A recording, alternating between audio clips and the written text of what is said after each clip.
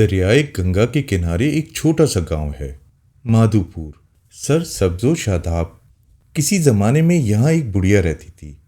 अल्लाह का दिया उसके पास सब कुछ था, लेकिन वो थी बड़ी कंजूस। किसी पर एक पैसा खर्च करना उसके बस की बात नहीं थी। मेहमान नवाजी और खातिरदारी से तो उसकी जान ही निकल जाती थी। गांव वालों को उसकी इस आदत का अच्छी तरह इल्म था, इसलिए उसके पास कोई नहीं भटकता था। वो इतने बड़े घर में आराम से अकेली रहती थी। एक बार एक शामत का मारा नौजवान मुसाफिर माधोपुर पहुंचा और नदी किनारे अच्छा सा मकान देखकर उधर बढ़ा। उसने बुढ़िया से रात भर उसके घर में रहने की इजाजत मांगी। पहले तो बुढ़िया ने हस्बे मामूल उसे टालना चाहा, लेकिन उसने अपनी चिकनी चपड़ी बातों से बिलाखिर बुढ़िया को राजी कर लिया। लेकिन इस ख्याल से कि कहीं नौजवान उससे खाने का मुतालबा ना कर बैठे, बुढ़िया ने उससे कहा, मेरे घर में खाने के लिए कुछ नहीं है, सिर्फ पानी मिल सकता है, इसलिए मैं खुद भी पानी पीकर ही गुजारा करती हूँ। चूंकि नौजवान को किसी तरह एक पराए गांव में रात बसर करना थी, इसलिए वो उस पर भी तैयार हो गया। लेकिन कुछ देर बाद उसे बड़े जोर की भूख लगी। एक तरफ सफर की थकान और दूसरी तरफ परदेश के एहसास से उसकी भूख में मजीद इजाफा हो गया। गांव में कोई होटल भी नहीं था जहां जाकर वो अपनी भूख मिटाता।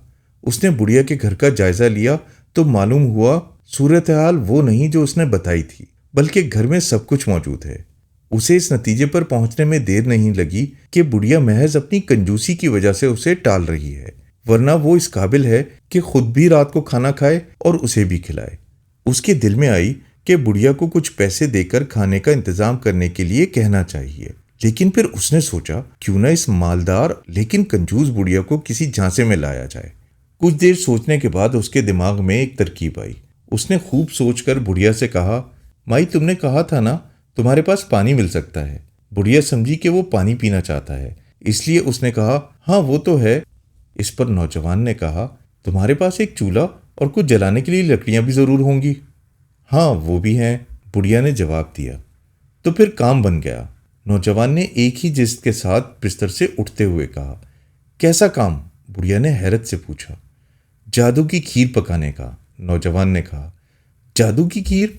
वो क्या होती है? बुढ़िया की आंखें हैरत से फट गईं। मेरे पास एक जादू है जिससे खीर तैयार कर सकता हूँ। सिर्फ एक चूल्हा, कुछ लकड़ियाँ और बर्तन में थोड़ा सा पानी होना चाहिए। अगर तुम ये चीज़ें मुझे लाकर दो तो मैं मज़ेदार खीर बना सकता हूँ और खुद खाने के अलावा तुम्हें भी खिला सकता हूँ, नौजवान ने कहा।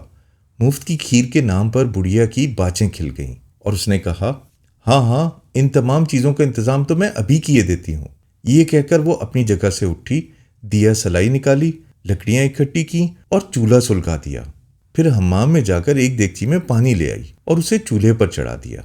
इस अरसे में नौजवान उठा, जल्दी से बुढ़िया की बकरियों का दूध निकाल कर ले आया। उसके बाद बुढ़िया ने नौजवान से कहा, लो मैंने अपना काम तो मुकम्मल कर दिया, अब तुम अपना काम शुरू करो। नौजवान बड़े इत्मीनान से उठकर चूल्हे के पास गया और आंख बचाकर दूध देगची में डाल दिया और हिलाने लगा। वो मुंह ही मुंह में कुछ पड़ता जा रहा था। फिर उसने चमचे से थोड़ा सा दूध हथेली पर डाला और उसे चाटते हुए बोला, खीर अच्छी बन रही है। फिर थोड़ी देर तक दूध मिले पानी में इसी तरह चमचा हिलाता रहा और आहिस्ते से कहा, खीर जरा पतली हो रही है, तुम्हारे पास थोड़े से चावल तो होंगे। बुढ़िया ने बिला चूं चरा चावल लाकर दे दिए। उसने चावल पानी में डाले और फिर हिलाने लगा। थोड़ी देर बाद उसने थोड़ा सा पानी हथेली पर डाला और उसे चक्कर बोला, वाह वाह, खीर अच्छी पक रही है। थोड़ी देर तक वो इसी तरह चमचा हिलाता रहा और मुंह ही मुंह में कुछ पड़ता भी रहा। फिर बोला, खीर फीकी मालूम हो रही है, तुम्हारे पास थोड़ी सी शक्कर मिल सकती है। बुढ़िया ने मुफ्त की खीर की लालच में थोड़ी सी शक्कर भी लाकर दे दी। नौजवान ने शक्कर बर्तन में डाली और फिर चमचा हिलाने लगा। थोड़ी ही देर गुजरी थी कि उसने जेब टटोलना शुरू कर दी। फिर कुछ सोचकर बोला, जादू की खीर तो तैयार है, लेकिन इसमें बादाम और इलायची नहीं है। मैं हमेशा बादाम और इलायची अपनी जेब में रखता हूँ, लेकिन आज ना जाने कहाँ खो गई। खैर अब तुम अपने पास से ही दे दो, मजबूरी है। बुढ़िया के घर में इलायची और बादाम नहीं थे, लेकिन वो दुकान से जाकर लाने के लिए तैयार हो गई और थोड़ी ही देर में 2 पुड़ियाँ बुढ़िया ने उसके हाथ में थमा दी। नौजवान ने इत्मीनान से बादाम और इलायची उसमें डाल दिए और थोड़ी देर के बाद खीर पककर तैयार हो गई। फिर उसने बुढ़िया को 2 कटोरे लाने के लिए कहा। बुढ़िया ने फौरन संदूक में से 2 कटोरे निकाले और नौजवान को लाकर दिए। उसने दोनों कटोरे खीर से भर दिए। एक खुद खाया, दूसरा बुढ़िया को दिया। फिर वो दोनों मज़े से खीर खाने लगे। खीर खाते खाते बुढ़िया बोली, वाकई जादू की खीर कितनी मज़ेदार है, मुझे भी नुस्खा बता दो। नौजवान बोला, ये तो बहुत आसान है। वो किस तरह? बुढ़िया ने पूछा। नौजवान बोला, बस जितनी चीज़ें मैंने डाली थी उतनी ही चीज़ें डालकर पका लेना, खीर तैयार हो जाएगी। और वो मंत्र क्या थे जो तुम मुंह मुंह में पढ़ रहे थे? बुढ़िया ने पूछा। कैसे मंत्र? वो तो मैं खुदा से दिल ही दिल में दुआ कर रहा था कि वो इस बूढ़ी औरत को अक्ले सलीम दे। बुढ़िया ये सुनकर बहुत शर्मिंदा हुई और उसके बाद उसने कंजूसी छोड़कर मेहमानदारी शुरू कर दी और इस तरह वो आला औसाफ की मालिक बन गई।